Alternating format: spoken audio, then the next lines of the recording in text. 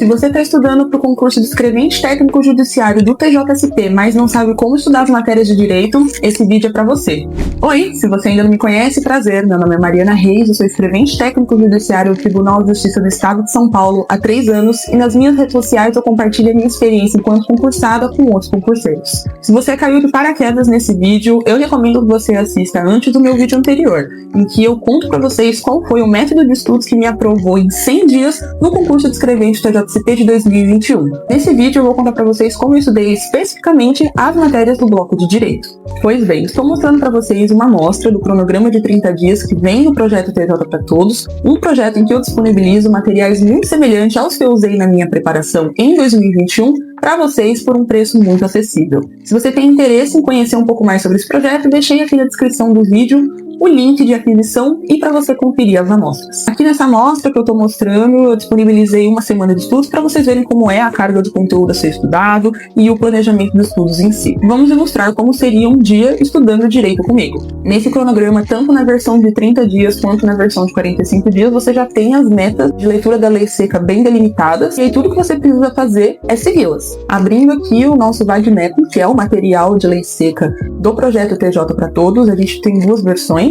O Vademecum na versão compacta, em que ele vem com o menor número de páginas para você poder imprimir, e tem a versão espaçada que ele vem com um texto em uma única coluna e espaço disponível para você poder grifar e fazer anotações na lei. Vou mostrar a versão compacta para vocês só a título de ilustração, porque eu preferia usar a versão espaçada para fazer anotações na lei. Ele vem assim, tudo juntinho, formatado, organizado e atualizado, claro. Com a minha meta de estudos em mãos, eu abri o meu material de lei seca para iniciar os estudos do dia. Mas além disso, eu também usava uma ferramenta que para mim é uma dica de ouro no estudo da lei seca. Eu não só lia a lei seca de forma ativa, mas eu também ouvia a lei seca. Então eu procurava no YouTube esse canal chamado Leitura das Leis, em que eles colocam a lei em áudio. E além de estar lendo ali a minha meta de lei seca do dia, eu também estava ouvindo. Isso é importante porque eu tinha 2 sentidos sendo usado para estudar aquilo. Não tinha como eu desfocar da leitura enquanto eu estava ouvindo aquilo. E eu usava aqueles fones de cancelamento de ruído realmente para ficar dentro da bolha do estudo. Vamos simular uma leitura da lei seca aqui. Bom, para mim uma das ferramentas essenciais na leitura da lei seca é você ter um marcador, então eu já selecionei a ferramenta aqui,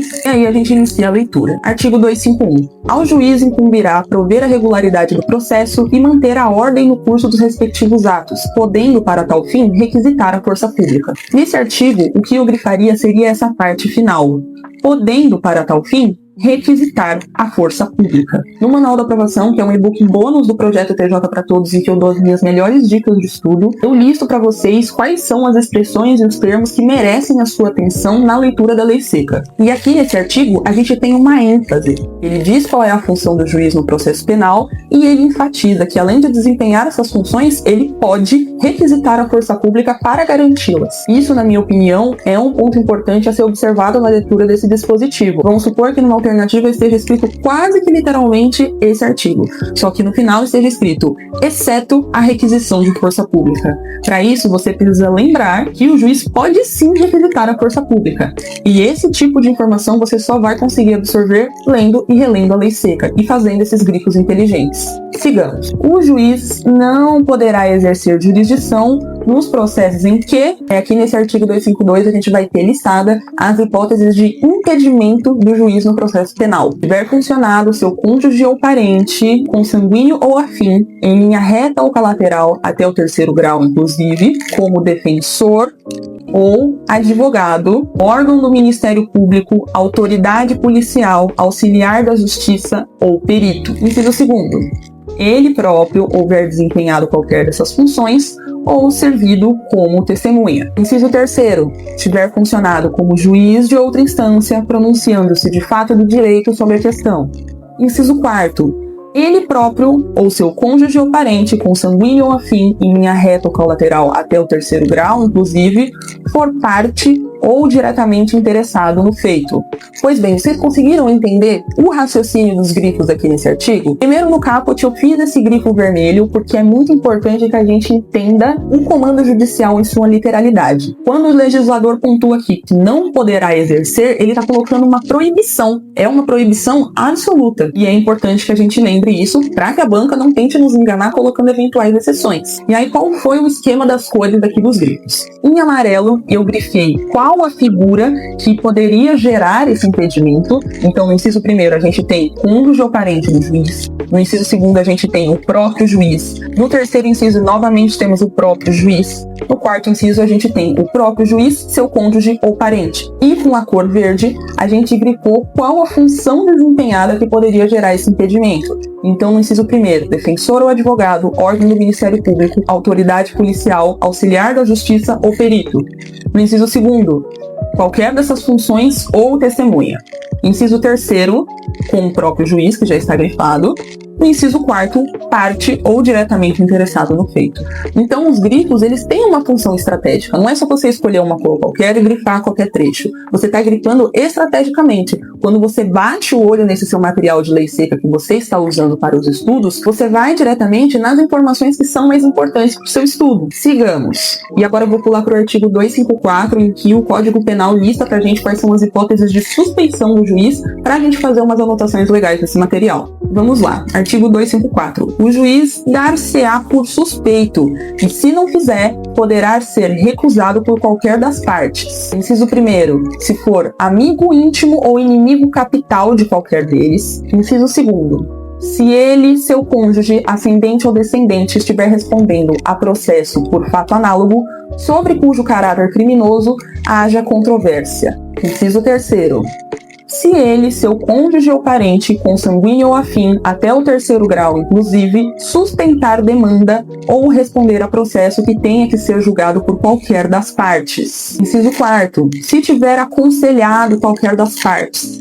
Inciso 5º, se for credor ou devedor, tutor ou curador de qualquer das partes. Inciso 6º, se for sócio, acionista ou administrador de sociedade interessada no processo. Mantivemos aqui no artigo 254 o nosso código de cores, em que a cor vermelha está estabelecendo aqui pra gente qual é o comando do artigo, e nos incisos a cor verde mostra qual a função que gera a suspeição, e a cor amarela mostra qual a figura gera a suspeição. E aí, quando chega nessa matéria, você pensa, como que eu vou lembrar o que é impedimento e o que é suspeição? E aí, é a hora de você rabiscar o seu material de lei seca. Aqui no artigo 252, a gente coloca as hipóteses de impedimento.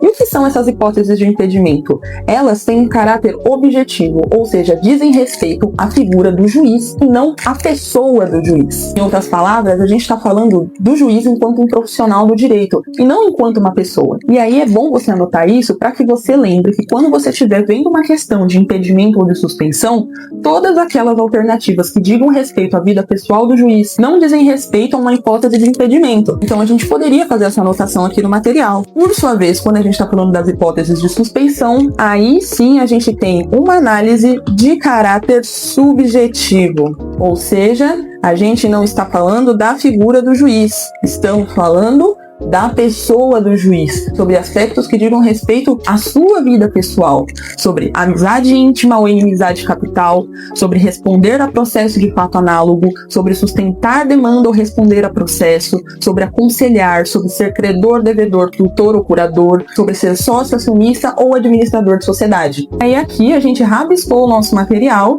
e deixou uma anotação que vai tornar mais simples o entendimento da matéria. Deu para entender? E aí, depois que eu tivesse terminado esse estudo da lei seca, eu partia para as questões. Já acessava a minha plataforma de questões, no caso eu sempre tive a assinatura do QConcursos, e aí eu filtro as questões de acordo com a disciplina e o assunto estudado no dia. A gente vai selecionar a banca examinadora do concurso de escrevente da JCP, que é a VUNESP, e novamente, como no vídeo anterior, a gente não vai mexer nas configurações do filtro de cargo, nível, área de formação ou atuação. As provas de nível médio estão com um nível de dificuldade muito acentuado nos últimos anos. É importante que a gente treine também com questões de nível superior para que a gente se prepare para o pior. Remova as questões anuladas e desatualizadas e vamos resolver essas questões que foram encontradas na plataforma. E aí, gente, é muito importante que nessa parte da resolução das questões você não se limite a resolver e aí depois fechar a plataforma e tchau. É importante que você entenda os erros que você cometer e não só analisar a alternativa que está correta, mas também entender o porquê que as outras estão erradas. Como eu já falei para vocês, esse momento da resolução das questões é um momento que a gente lapida não só os nossos erros e acertos, mas também que a gente consegue visualizar um perfil da banca, um padrão de cobrança de conteúdo e a gente consegue filtrar o que é mais importante e que a gente não precisa dedicar tanta atenção. Realmente dedique um tempo, dedique uma atenção aqui para esse momento da resolução das questões, leia os comentários dos colegas, leia o gabarito comentado da plataforma e se você for adepto de algum outro método de estudos, como o caderno de erros, você pode eventualmente colocar a questão que você errou lá no seu caderno de erros para você fazer uma revisão mais acentuada sobre o tema que você está errando, ou você pode ler os comentários, ver qual é o tema que você está errando com frequência e montar um flashcard sobre ele, por exemplo, para que ele esteja ali em prioridade na sua revisão.